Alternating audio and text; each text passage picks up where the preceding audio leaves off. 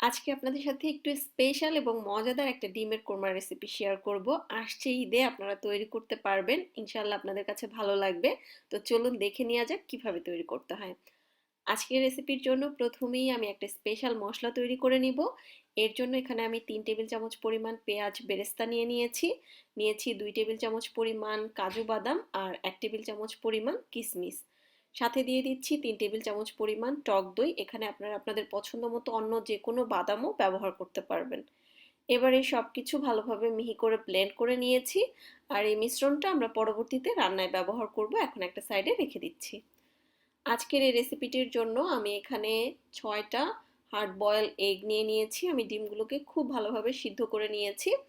আপনারা আপনাদের প্রয়োজন অনুযায়ী ডিমের পরিমাণ এখানে বাড়িয়ে কিংবা কমিয়েও নিতে পারবেন। ডিমগুলোকে আমি একটু হালকা দাগ কেটে কেটে একটু ডিজাইন করে চিড়ে নিচ্ছি, তবে আপনারা যে কোনোভাবেই আসলে হালকা একটু গায়ে দাগ কেটে নিতে পারবেন। জাস্ট এভাবে করলে দেখতে সুন্দর লাগে, সেই জন্যই আমি করছি। এবার চুলায় আমি একটা হাঁড়ি বসিয়ে নিয়ে এর মধ্যে দিয়ে দিচ্ছি 2 টেবিল চামচ পরিমাণ রান্নার রেগুলার তেল। তেলটা দিয়ে এক এক করে ডিমগুলো দিয়ে দিলাম।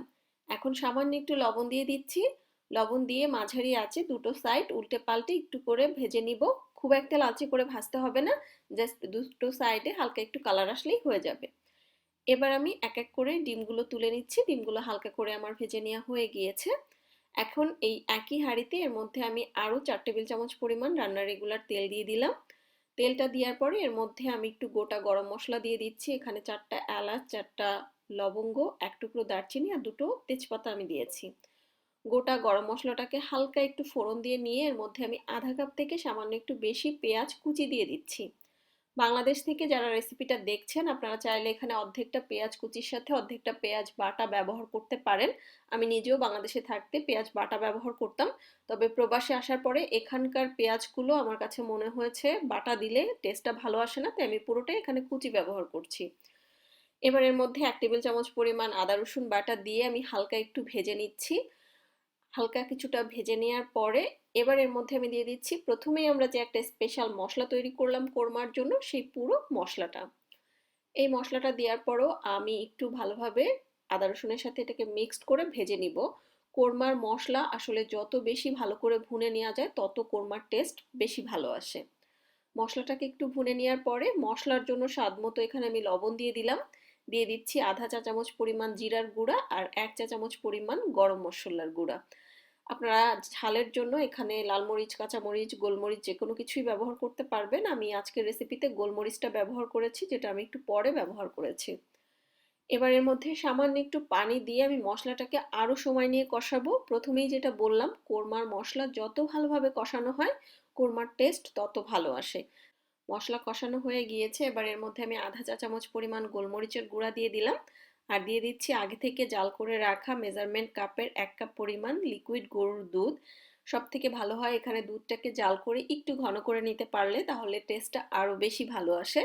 তো অবশ্যই এখানে জাল করা দুধ ব্যবহার করতে হবে, কাঁচা দুধ ব্যবহার করা যাবে না। এবার মাঝারি আঁচে আমি একটু জাল করে নিব, যাতে করে গ্রেভিটা ভালোভাবে ফুটে উঠতে পারে এবং হালকা কিছুটা ঘনও হয়ে আসে। ঘন হয়ে আসলে এর মধ্যে আমি আগে থেকে হালকা ভেজে রাখা ডিমগুলো দিয়ে দিলাম। সাথে দিয়ে দিচ্ছি 1 চা চামচ পরিমাণ চিনি। কোরমাতে একটু মিষ্টি মিষ্টি টেস্ট আসলে আমার কাছে খেতে ভালো লাগে, আপনারা পছন্দ না করলে চিনিটা স্কিপ করতে পারবেন।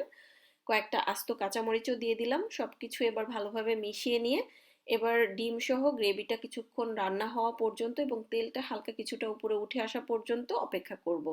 যখন গ্রেভিটা এরকম ঘন হয়ে আসবে আর আস্তে আস্তে দেখবেন যে তেলটাও উপরের দিকে আসতে থাকবে, জাস্ট নামানোর আগ মুহূর্তে এর মধ্যে আমি 1 টেবিল চামচ পরিমাণ ঘি দিয়ে দিচ্ছি। চেষ্টা করবেন ঘিটা দেওয়ার জন্য, এতে করে টেস্টটা এবং ফ্লেভারটা খুব ভালো আসে। আর দিয়ে দিচ্ছি 1 টেবিল চামচ পরিমাণ গুঁড়া দুধ। গুঁড়া দুধটা হাতের কাছে না থাকলে না দিলেও হবে, তবে দিলে গ্রেভির টেস্টটা বেশি রিচ হয় এবং খেতে ভালো লাগে। সো সব কিছু দেওয়ার পরে একটু আরও মিনিট খানিক জাল করব। আর যখন এরকম একদম তেলটা উপরে উঠে আসবে ওই পর্যায়ে নামিয়ে নিব। ব্যাস, এই তো হয়ে গেল আমার খুবই মজাদার একটা কোরমা, যেটা খেতে পোলাওয়ের সাথে সত্যি অসাধারণ হয়ে থাকে। আপনারা তৈরি করে দেখতে পারেন, আশা করছি ভালো লাগবে। আজকে বিদায় নিচ্ছি, আল্লাহ হাফেজ।